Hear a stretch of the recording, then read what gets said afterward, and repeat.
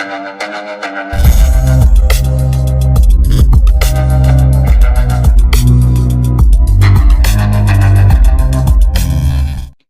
Dear മക്കളെ determinant എന്നൊരു ചാപ്റ്ററിനകത്തെ ഒരു ഇമ്പോർട്ടൻറ്റ് ക്വസ്റ്റ്യൻ ആണ് നിങ്ങളിപ്പോൾ പരിചയപ്പെടാൻ പോകുന്നത്.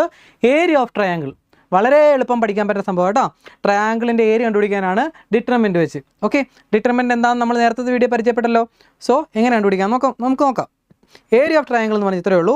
Area is equal to half into x1 y1 1 x2 y2 1 x3 y3 1. ഒന്നുകൂടെ പറഞ്ഞേ, half into x1 y1 1 x2 y2 1 x3 y3 1 എന്താണെന്നൊക്കെ ഞാൻ പറഞ്ഞുതരാം. ഓക്കെ അല്ലേ? സിമ്പിൾ അല്ലേ?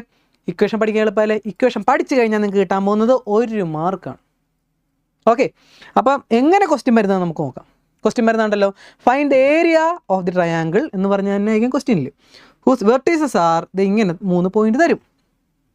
ഇങ്ങനെ 3 പോയിന്റ് തരുമ്പോൾ നമുക്ക് ആ 3 പോയിന്റ് ഒന്ന് എടുത്തെഴുതാം. ഏതൊക്കെയാണ്? 3 8, പിന്നെ -4 2, പിന്നെ 5 1. അപ്പം മക്കളെ ഇതൊക്കെയാണ് x1 y1. അടുത്തത് രണ്ടാമത്തത് x2 y2. അടുത്തത് x3 y3. അങ്ങനെ അങ്ങ് എടുത്തെഴുതുക. നമ്മുടെ ഇക്വേഷൻ എന്താ? നമ്മുടെ equation area is equal to half into determinant. Equation പറഞ്ഞേ, x1 y1 1 x2 y2 1 x3 y3 1. നേരെ അങ്ങ് ഇട്ട് കൊടുത്താൽ മതി. ഇത് എന്ത് വരും? Half into determinant x1 y1 എന്താ? 3 8 1. രണ്ടാമത്തെ എന്തുവാ? x2 y2 -4 2 -4 2 1. ലാസ്റ്റ് എപ്പോഴും 1 തന്നെയായിരിക്കും കേട്ടോ. അത് എപ്പോഴും അങ്ങനെ തന്നെ, ഇക്വേഷനകത്ത് അങ്ങനെ തന്നെയാണ്. മൂന്നാമത്തെ എന്താണ്? 5 1 1. സിമ്പിളാണ്. ഇനി നമുക്ക് എന്ത് ചെയ്യണം? ഡിറ്റർമിനൻറ്റ് പിടിച്ചാൽ പോരെ. സിക്കൽ ടു ഹാഫ് ഇൻറ്റു ഒരു ബ്രാക്കറ്റ് അങ്ങ് ഇടുക. മക്കളെ ഇതിൻ്റെ ഡിറ്റർമിനൻറ്റ് പിടിക്കാൻ നിങ്ങൾക്ക് അറിയാമല്ലേ? 3 ഇൻറ്റു 3 ഉൾപ്പെടുന്ന റോയും കോളം ഒഴിവാക്കുക.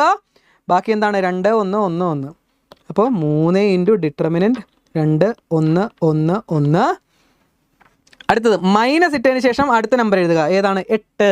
ഈ 3 നമ്പറാണ് നമുക്ക് എഴുതേണ്ടത് കേട്ടോ ഡിറ്റർമിനൻറ്റ് എടുക്കുമ്പോൾ. അപ്പോൾ 8 എന്നുള്ള നമ്പർ എഴുതി. 8 ഉൾപ്പെടുന്ന റോയും കോളം ഒഴിവാക്കുക. 8 ഇരിക്കുന്ന ആ സ്ഥലത്തിൽ ഉള്ള റോയും കോളം ഒഴിവാക്കുക. ബാക്കി ആരൊക്കെയാണ്?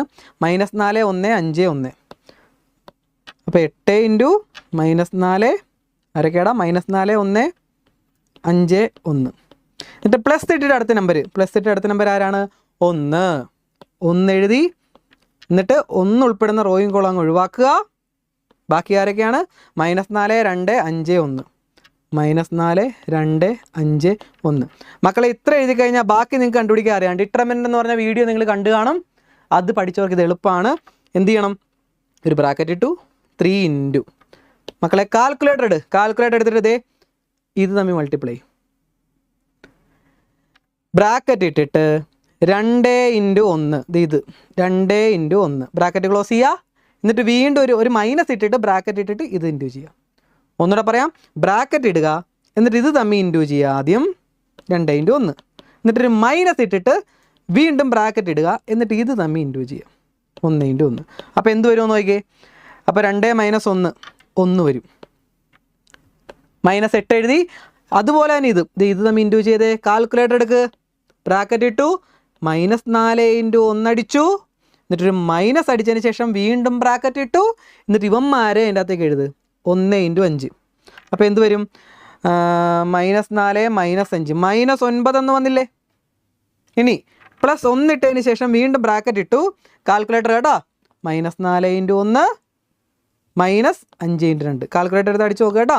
അപ്പോൾ -4 -10. അപ്പോൾ -14. ഇങ്ങനെ വന്നില്ലേ മക്കളെ? സിമ്പിൾ പരിപാടി കേട്ടോ. അടുത്ത ഹാഫ് ഇൻറ്റു ഇതെല്ലാം കാൽക്കുലേറ്ററിനകത്ത് ഈ കിടക്കുന്നത് പോലെ തന്നെ അടിച്ചു കൊടുത്തേ. ഈ കിടക്കുന്നത് പോലെ 3 ഇട്ടു. ബ്രാക്കറ്റ് ഇട്ടു. അതിൻ്റെ അകത്ത് 1 ഒരു മൈനസ് ഇട്ടു. 8 അടിച്ചിട്ട് ബ്രാക്കറ്റ് ഇട്ടിട്ട് മക്കൾ ഈ കിടക്കുന്ന എങ്ങനെയാണ് അതുപോലെ തന്നെ അടിച്ചു കൊടുക്കുക കാൽക്കുലേറ്ററെ. അപ്പോൾ നിങ്ങൾക്ക് ആൻസർ കിട്ടും. എത്ര കിട്ടൂടാ? 9 8 72. 72 72 3 72 75 വരും. 75 14. അപ്പോൾ 61 വരും. 61 കിട്ടിക്കാണും. കാൽക്കുലേറ്റ് അടിച്ചു കൊടുത്തവർക്ക് 61 കിട്ടിക്കാണും. സോ ഇതിൻ്റെ ആൻസർ എത്രയേ ഉള്ളൂ? ഈ 61/2 എന്നങ്ങ് എഴുതുക. ഈ /2 അത് ഇതിന് കൊടുക്കുക.